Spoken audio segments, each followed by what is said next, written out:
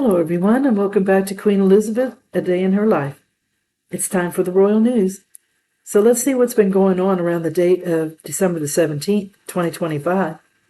The first story comes from Cosmopolitan, dated December the 16th, 2025. Revealed, Andrew is being exiled to ramshackle Marsh Farm. This story is by Mahara Bonner.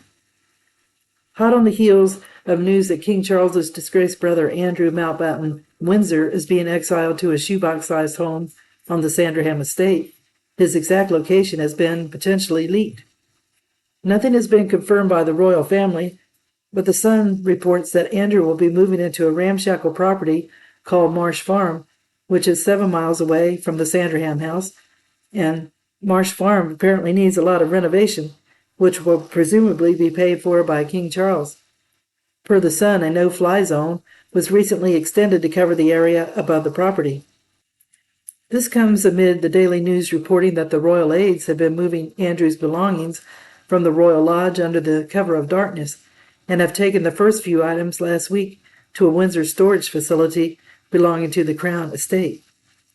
A source told the outlet a lorry has been and gone under the cover of darkness.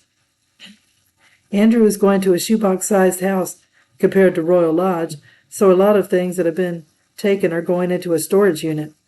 The clutter at Royal Lodge is turning what should be a straightforward move into a months-long room-by-room excavation. It's all going to be painfully slow, especially with refurbishment work to complete at the other end. These aren't the kind of belongings you can sweep into a skip. Even if Andrew wanted to move tomorrow, he couldn't. The second story comes from The Sun, dated December 16, 2025. The royals' loss. Princess Anne's pal and mother of the nanny to William and Harry dies. Dame Shan Leg Bork, former lady-in-waiting to Princess Anne and mother of Prince William and Harry's nanny, has died at the age of 82. Shan Leg Bork was a friend of the firm and born the only child of William Bailey, the third Lord of Canute. Her heartbroken family announced the death last night, saying she passed away peacefully at home. Paying tribute, they said, "We're devastated to lose our mother. She was an inspiration to us all, and to many people she met over the years of service to Wales, the countless organizations and institutions she supported. A country girl at heart, she has left an indelible legacy at Gluck, the wider countryside and beyond." Prince William and Prince Harry were regular visitors to Dame Shan's Gluck estate near Crickhowell on the Welsh border. When she was just 5 years old, Dame Shan Legs Bork inherited the stately home from her father, following his death in 1948. Dame Shan held several public roles in Wales, including Lord Lieutenant of Powys and chair of the Brecon and Radnor Country and Land Association. She was also High Sheriff of Powys, an office established in 1974 as part of the creation of the County of Powys. Shane Leg Bork also held roles as president of Save the Children in Wales, president of the Royal Welsh Agricultural Society, and the Natural Federation of Young Farmers Clubs. In 2006, she was subject of a 4-part BBC Wales series, and during the filming, the lady's daughter Sarah said her mother can drive a tractor better than any man I've ever seen and can reverse it through a narrow gap with a trailer on the back of it. The dame spoke to the cameras about her wonderful childhood and her mother, who encouraged Leg Bork as a youngster to get involved with life on the estate. Dame Shan said, "From a really early age, I was encouraged by everyone on the estate to be able to put my hand to whatever I could, whether that be searching for eggs, picking raspberries, or sitting in the tractor." She recalled being sent to boarding school as a youngster, saying her mother had sent her to Sussex so she couldn't run away. The dame told TV crews the experience was awful, leaving her extremely homesick. In 1964, she married Captain William Leg Bork, and the couple had 3 children together. She's survived by her 3 children and 7 grandchildren. The third story comes from Stylecaster, dated December the 16th, 2025. Camilla reportedly feared for King Charles as sources reveal never been told cancer details inside their personal misfortune. This story is by Leah Velasco. Though King Charles had updated the public on the good news of his cancer update, news reports indicate that Queen Camilla was initially opposed to making her husband's cancer diagnosis public. According to the Times, the Queen Consort was worried about how it would affect his own well-being.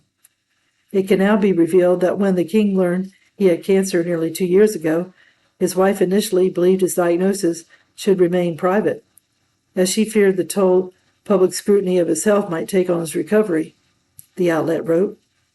According to a source, Camilla allegedly worried that once the door on it had been opened, it could never be closed. Both of them now unequivocally think that being so open has been hugely positive. Positive for the public engagement with raising awareness about cancer, and also personally for him in terms of how public good has come from the personal misfortune, one source said. Another royal source chimed in that Charles was determined from the outset to pursue openness and transparency, and that as a result, Camilla has taken comfort in how buoyed her husband has been by the public response to his candor about his illness. The report comes after the monarch shared the good news that the doctors are scaling back on his cancer treatment after his overwhelming cancer diagnosis. I'm able to share with you the good news that thanks to early diagnosis, effective intervention, and adherence to the doctor's orders, my own schedule of cancer treatment can be reduced in the new year, the king said. He added this milestone is both a personal blessing and a testimony to the remarkable advances that have been made in cancer care in recent years.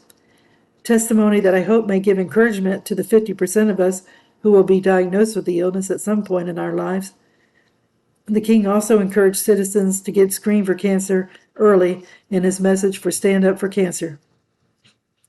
In a statement shared with People, Buckingham Palace said that it is delighted by the scale and sensitivity of the worldwide media reaction to King Charles's recent speech, including the many kind comments we received from the king, both from those working in cancer care and from the general public.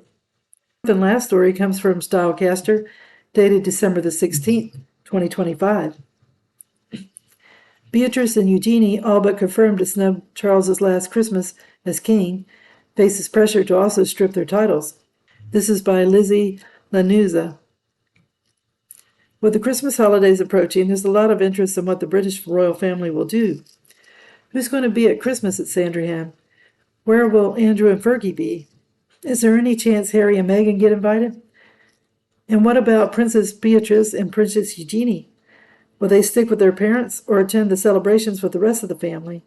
And would they even be welcome? According to the Mail on Sunday, Princesses Eugenie and Beatrice face a tug-of-love dilemma after being invited by the king to spend Christmas at Sandringham. The reason for this is that their parents are reportedly not being invited. With their disgraced parents banished into exile, the sisters are being pulled in different directions by their divided families' competing demands, the outlet reported. The decision has reportedly become both a logistical and emotional nightmare for the sisters. One source said about Beatrice, unless she makes a decision to pick one side and one side only, she will spend a lot of time in the car. Adding, overall, it falls to the princesses to soothe family divisions. They are struggling with Christmas. While Eugenie was tempted to stay in Portugal with her family and husband, Jack Brooksbank, a source told the outlet, she is so settled there, far from all the drama. All of this comes after Radar Online reported that there's been renewed pressure to also strip Beatrice and Eugenie of their titles. An insider told the outlet, Beatrice and Eugenie show up at family events, but they don't perform any official royal duties. The public sees their titles, but doesn't see them contributing to the institution, which creates confusion. Their roles are more symbolic than practical. Nowadays, the public expects anyone with a royal title to play an active and meaningful part, the source added. Radar Online also reported on the heels of Charles's meeting with his youngest son, Prince Harry, in September, he's now planning to invite him for Christmas. An insider said, an invitation to Prince Harry has not been completely ruled out if the king truly wants to spend time with his immediate family. There has always been a sense that the emotional door was never fully closed. Presumably, this is also part of the reason why the two princesses have also been invited, even though their father won't be after a year that saw him stripped of his titles and ordered to vacate Royal Lodge. After such a turbulent year, particularly given the king's health and the continuing repercussions from dealing with Prince Andrew, it is understandable that Charles would want this Christmas to carry deeper meaning, the source added. And despite his positive cancer updates, he knows if things take a turn for the worse, it could be his last Christmas. Do Beatrice and Eugenie want to spend Christmas with their disgraced parents? Will they choose to spend time with the rest of the royal family? Or will they just stay with their husbands and in-laws and avoid drama? We will find out sooner rather than later. Well, I will end the video here. Well, I hope you enjoyed the video, and if you haven't subscribed, if you could do so, it would help the channel to grow, as well as giving it a thumbs up. It's all a great help. And if you haven't clicked on the notification bell, if you could do that, it lets you know when a video is posted. And more importantly, I want to wish everyone a great day, and tune in again soon for another episode of Queen Elizabeth, A Day in Her Life, the Royal News. Thank you. Bye.